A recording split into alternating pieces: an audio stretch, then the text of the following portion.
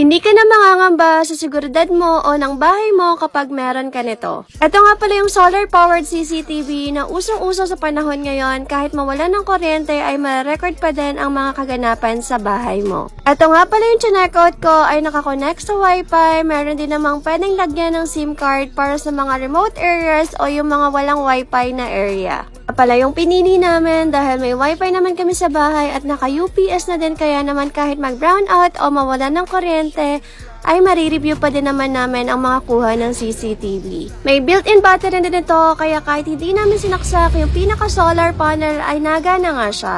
Nagustuhan ko nga yung mga features nito na may ilaw na, may two-way voice communication, na pwede kang magsalita at marinig mo din yung mga kausap. Na din tong automatic alarm o kaya naman ay set alarm kung meron makukuhanan o makikita na kahina-hinala na kuha ng CCTV mo.